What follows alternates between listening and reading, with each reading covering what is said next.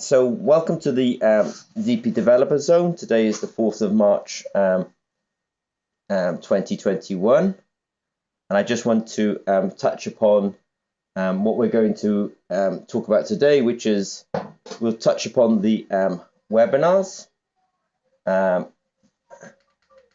We'll also touch upon the... Sorry, I realized I was on mute, so my apologies for that. So we'll touch upon the Developer Zone. We'll touch upon the ZP Academy, and we'll touch upon the collaborations that we like to do as well. So we're also going to touch upon the fact that we do the PhD. We're also sponsoring a PhD in Norway, and that PhD will be reopening soon so that people can apply for that as well. So, hi, Annie. So, what I want to do now is just to talk about some news. I had a nice meeting this week, and I do appreciate that Cheppy, who's one of our ZP Developer Zone members and is also on the ZP Academy. I was speaking to him this week, and he really is an expert in, I want to sort of say spectroelectrochemistry and photochemistry. And I was delighted that we actually spoke about the fact that he might be interested in doing some collaborations with us. So at Zimmer and Peacock, we are actually interested in photoelectrochemistry and spectroelectrochemistry. I've been working with a company called Zana for quite a few years. They do a lot of photoelectrochemistry kit. So when Cheppy started mentioning about collaborating, when he started talking about collaborating, then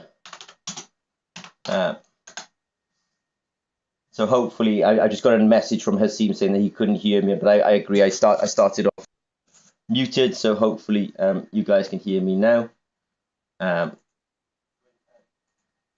So I was interested that he was actually interested in collaborating with us around the idea of spectroelectrochemistry.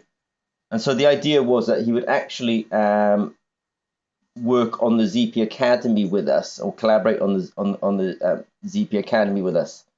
So that was really really interesting. And so what he's suggested is, and what we're hopefully going to do together is actually do some ZP Academy courses, but based on the idea that we'll do some courses both in Indonesian, and then the same course also in English, because I think it's nice to we have a strong Indonesian group as part of the ZP Academy, and so I think it's really nice to be able to give courses both in Indonesian and in English, so we could help the international community and also help the local community as well. So I really want to say that if you're part of the ZP Developer Zone and you're using the Academy, if you want to suggest some modules,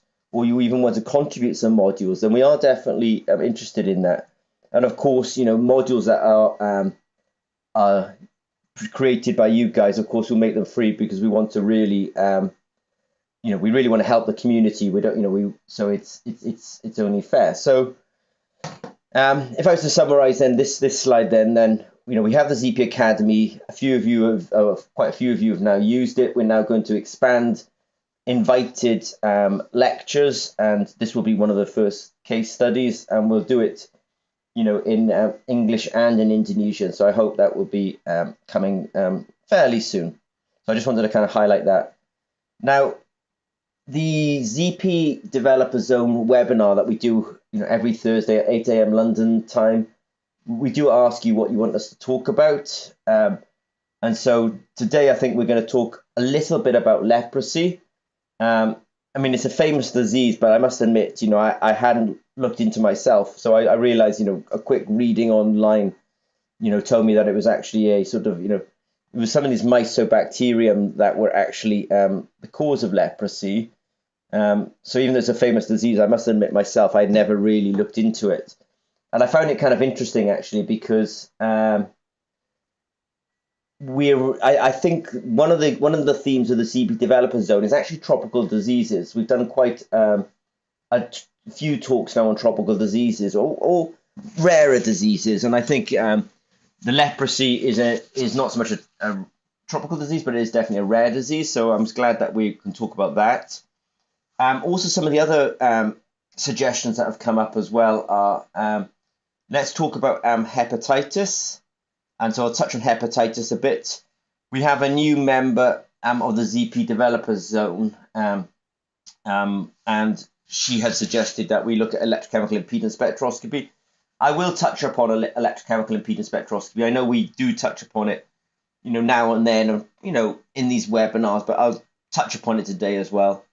I am going to do a lecture also on differential pulse voltammetry, but I want to mention that Hasim's online, and I think the guy who does differential pulse voltammetry the most is actually Hasim. And then another inquiry that I had this week was about lab scale manufacturing, and the inquirer was kind of saying, it's hard for me to get repeatable biosensors, and I would agree with him. And it's hard to get them, especially in a lab setting. So even if you are trying to be controlled, pipetting or hand making sensors in a reproducible fashion is probably one of the hardest things. So let's talk about leprosy first of all.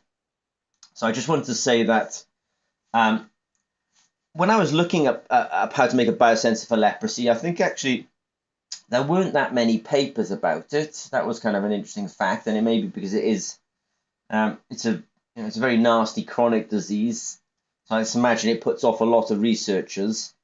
And I was also wondering if there wasn't actually many antibodies towards it, because what I did find when I was reading this paper was they were using a form of molecular imprinted polymers, and again Hasim is online as well as watching this webinar, and he's also a member of the ZP Developers Zone. And I thought it was interesting that I know he's done his master's in MIPS, and it was interesting that one of the better papers I could find for making a biosensor for leprosy was also based on, they were talking about molecular imprinted nanoparticles, but it's fairly similar to molecular imprinted polymers. So I like the fact that that was kind of, was still a theme, let's say. Now in this paper, which was in biosensors and bioelectronics, what they were doing is they were taking the bacteria and they'd identified an epitope on the bacteria. And now an epitope is a kind of a structure or a feature on a antigen. So in this case, the bacteria is the antigen, and they've identified a feature on the surface, and they call it LP15. It really just seems to be a series of proteins, or sorry, amino acids, I should say, a series of quite a short strand of amino acids that's indicative of the bacteria. So they call that their epitope. And then what they've done is they've taken the epitope, they've done they've done electro-polymerization. And I mention this because, again, electro-polymerization is something that I've done quite a bit of. I think Hasim's done it quite a bit of. We do it at Zimmer and Peacock. It's a fairly simple technique. Once you've got an electrode and you've got equipment, it's actually a fairly simple technique. So don't be put off by the term electro-polymerization at all. Now, what they've done is and the other thing that I noted is they've done it on a gold electrode. So, there were a couple of key things. They've done it on a gold electrode. They've done it by electro-polymerization, and so this is really quite familiar to us at Zimmer and Peacock, and I think it should be quite a straightforward thing to do. So, one of the questions from last week was, can we make a sensor for leprosy? I think you can. I think there's an epitope or a feature on the cell wall of that can be identified. And if you get that epitope and you make a molecular imprinted polymer by electropolymerization on a gold electrode, and you follow this paper, then you do stand a good chance of doing it. Now, in terms of the fabrication, This is from their paper, so they've done cyclovoltammetry, and I just mentioned it because the number of times we've mentioned cyclovoltammetry in our time. So gold electrodes, molecular imprinted polymers. You often fabricate these molecular imprinted polymers by cyclovoltammetry, and that's what they've done in this case. And if you're a little bit unsure, and I know that many of you already are members and you're unsure on these techniques, then just take a look at the free module 2A, Electrochemical Techniques for Biosensor Developers on the ZP Academy. In that module, we definitely have a section on electropolymerization.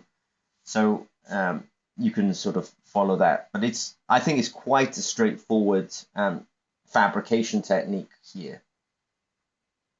And I just want to highlight Hasim again. I'm sorry to do that, because I think it's worth saying that you have taken these gold electrodes and you have done cyclovoltammetry on them, and this is Hasim's paper. I'm on the paper, and so is Andre, one of the ZP scientists. So we did this work in collaboration with Hasim, and he took a gold electrode and he electropolymerized on top of it, and that's why the electrode goes dark, because he's basically put a polymer on the surface.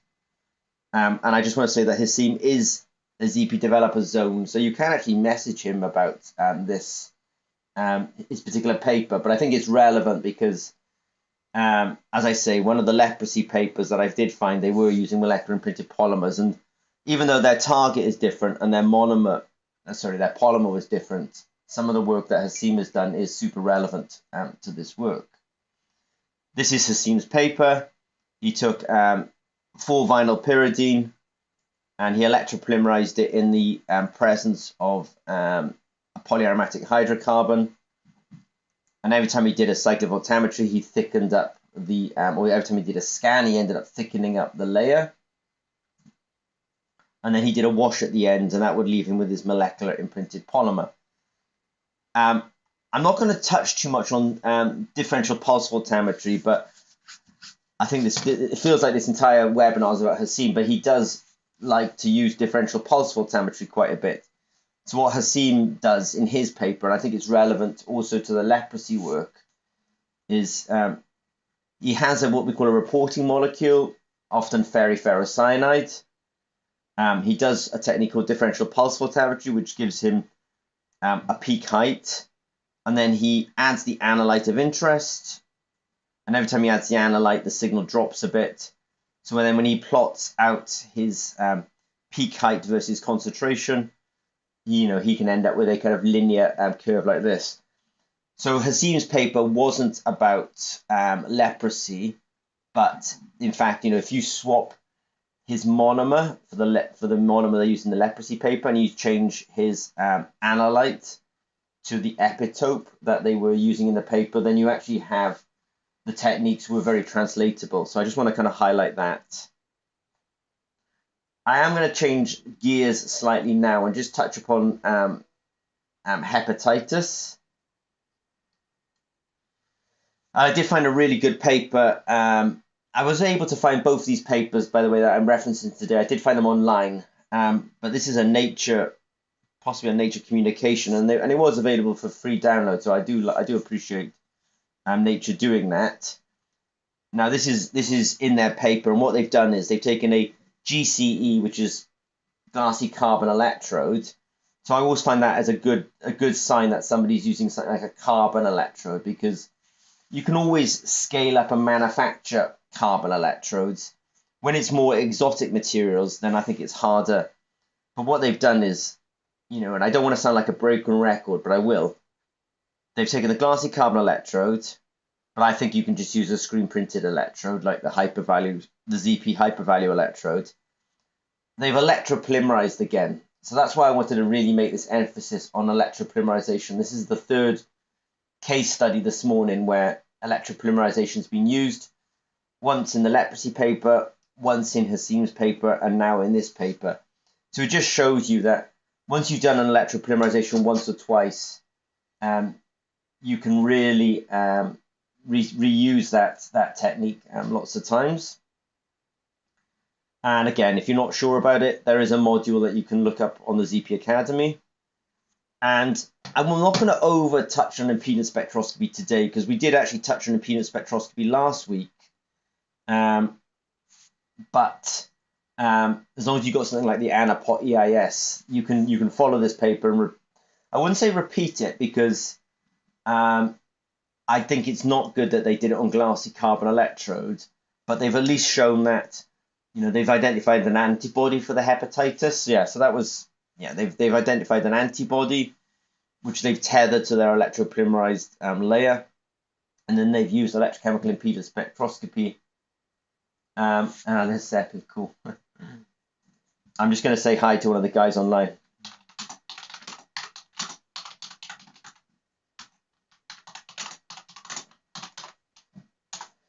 And as long as you've got the ANAPOT EIS, you can also do this technique. I don't want to say too much about electrochemical impedance spectroscopy, because we have spoken about it a few times just recently. But in the paper, they kind of show that as they increase the concentration of the hepatitis, then the signal changes accordingly. So they're able to kind of increase concentration, and then the raw signal is changing. Like I say, this is not, we haven't got the time this morning to do a big in-depth on electrochemical impedance spectroscopy. But what they're showing in the paper is they're showing what's called a Nyquist plot. So a Nyquist plot, most impedance has what they call a real and imaginary component, and so they're showing the real and imaginary component, and they display it in, as I say, something that's called the Nyquist plot. Now they have what we call an equivalent circuit. So they pretend that the surface of the biosensor is basically a circuit. And so they have an element in there, a resistive element, which is the solution resistance. And that's really not your signal. That tells you how conductive is the solution in which your sample is. So if it was blood, it would have one kind of resistance. If it was urine, it would have another kind of resistance. If it was saliva, it would have another kind of resistance.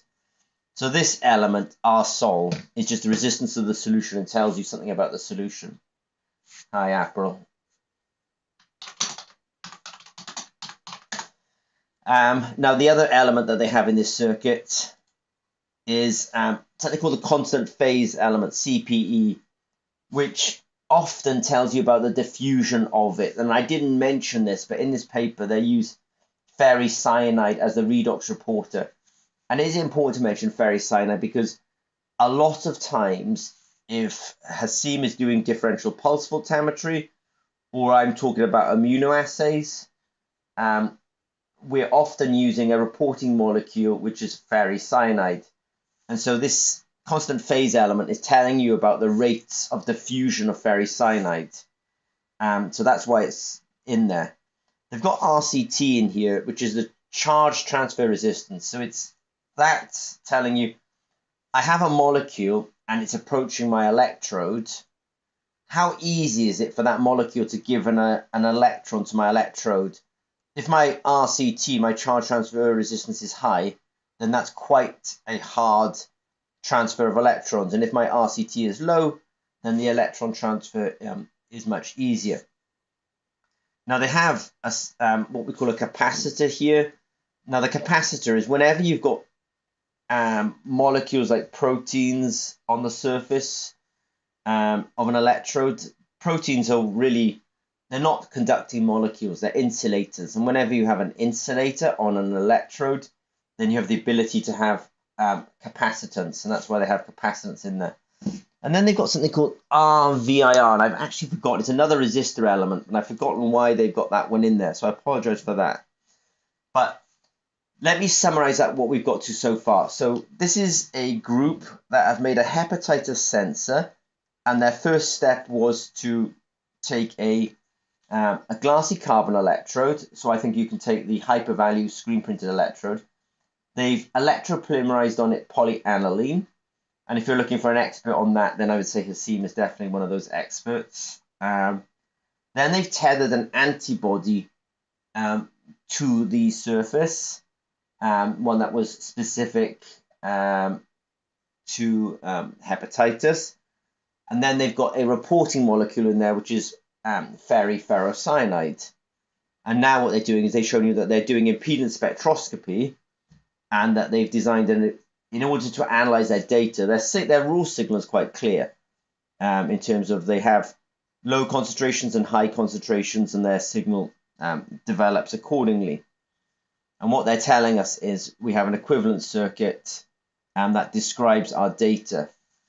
And as I say, this is not this morning, we're not going to have the time, but there's definitely a webinar, Introduction to Electrochemical Impedance Spectroscopy, that we gave last year. And I know a lot of you probably attended it. But anyone who's new to the group, have a quick look at this webinar, because it does give a more in-depth explanation of impedance spectroscopy. And in that webinar, there's also a bit of software that you can download and play with. So I'll just do that this morning. No, I won't do it for too long. But what I'm showing you here is I've drawn their circuit into the software, literally drawn it there, and then when I hit simulation, it gives me a spectrum that's fairly reminiscent of what they've got in the data. And then that just allows me to, when I press this button, I'll make this, and this is a very high resistance solution. So what it's doing is it's number there to 10,000. If I make that 20,000, it's just moved the number to 20,000. So you can actually play with this quite a lot and just see how things will affect your data.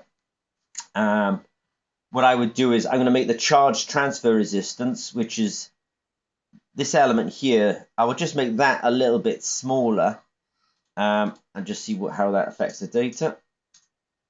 I've made it very small, by the way, and it just changed the shape of it a little bit there.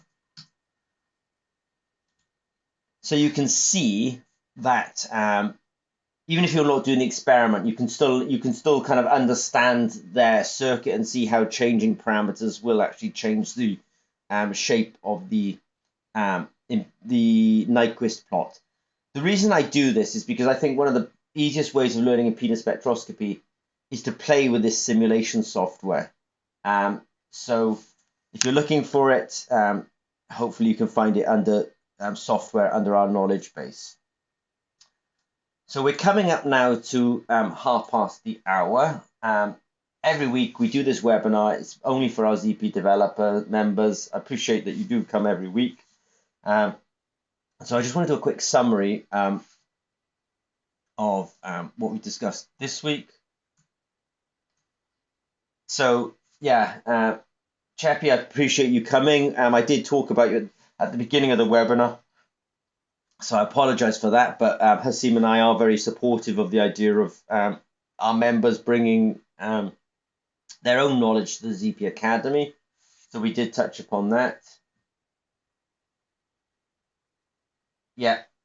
And I am delighted that the ZP Developer Zone is growing, and I can see many of you are engaged with it. And then this week now we have touched upon leprosy. Leprosy was interesting because the best paper I could find on leprosy seemed to use molecular imprinted polymers, which is a technique that we've discussed in the past. The hepatitis sensor is much more of a immunoassay, an electrochemical immunoassay that we have touched upon in the past. And it was interesting that they were using electrochemical impedance spectroscopy. And I have been getting we've been doing a lot of immunoassays recently at ZP, and I'll be honest with you, I think electrochemical impedance spectroscopy is becoming a really good technique for doing immunoassays. We've been making assays that were otherwise not giving us very good signal, but as soon as we started using impedance spectroscopy, they became a lot better. I only touched on differential pulse photometry today, and really all I said was Hasim is quite an expert on it. And I'm thinking about talking about lab scale manufacturing next week. But of course, what we'll do is Hasim has suggested that people, ask questions in the forum on the ZP Developer Zone. I think that's a good idea, because we will respond to what you ask for there and talk about it. So as Hasim says, summary for this week, we did talk about screen printed electrodes. We did talk about molecular imprinted polymers. And I was happy that we did because, it's good to see these recurring themes. We did talk about immunoassay. So hepatitis can be done by immunoassay. We did touch upon voltammetry, both cyclic voltammetry for the fabrication of some of these biosensors and differential pulse voltammetry that Hasim did in his paper. And we did touch upon electrochemical impedance spectroscopy, and it's worth looking up the webinar that we did last August on that if you're still wanting to learn more about it. So it's 8:27. My apologies for the slight delay in sound at the beginning of this, but I do appreciate, it's Thursday, 8:30 London time, 8:30 a.m. London time, and you came along again, so I appreciate it. So I'll be here next week at 8 a.m. I'll make sure I turn my mic on this time, and yeah, thanks Hasim, and thanks Cheppy and Annie and Abril. It was appreciate you guys coming along. So thanks very much. And yeah, I'll see you next week, guys. All right. Thanks very much.